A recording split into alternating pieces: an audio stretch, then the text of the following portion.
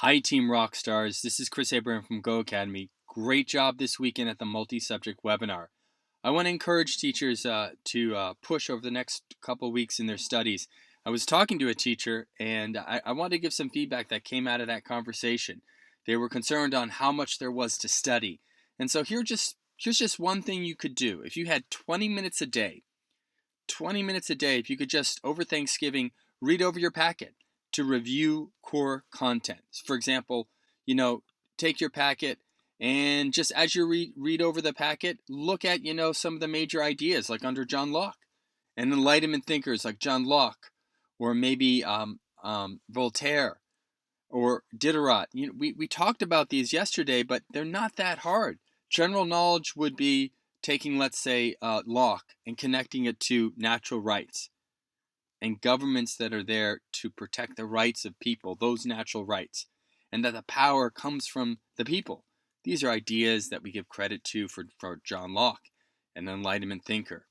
Or maybe, thinking about Voltaire, an Enlightenment thinker who argued for the freedom of speech, freedom or separation of religion. Or Diderot, even if you just remembered with Diderot the encyclopedia, right? That might be enough to navigate through the question in history.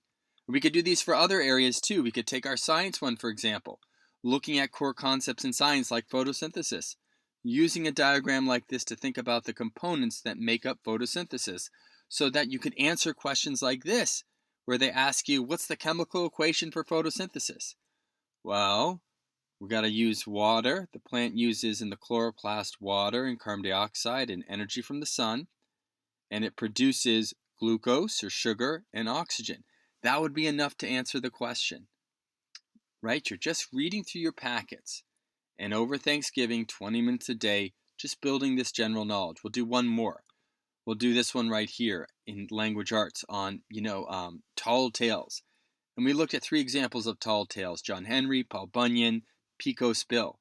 And just knowing that these characters in these characters are characters in tall tales would be enough to navigate through some questions. You could answer this question very fast. If you know that it's a story about Pico's Bill, it's probably a tall tale. It is a tall tale and has to do with hyperbole. Or if you have a question involving Pico's Bill, John Henry, and Paul Bunyan, chances are it's a tall tale. So rock stars, this doesn't have to be that hard. Over the next couple days, next couple weeks, review your packets for general knowledge.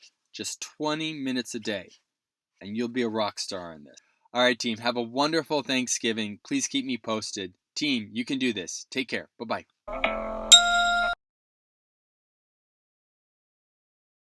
Hi team, this is Chris Abraham from Go Academy. This spring, Go Academy is turning all the workshops into webinars. These classes are going to be covering the same material as a regular workshop.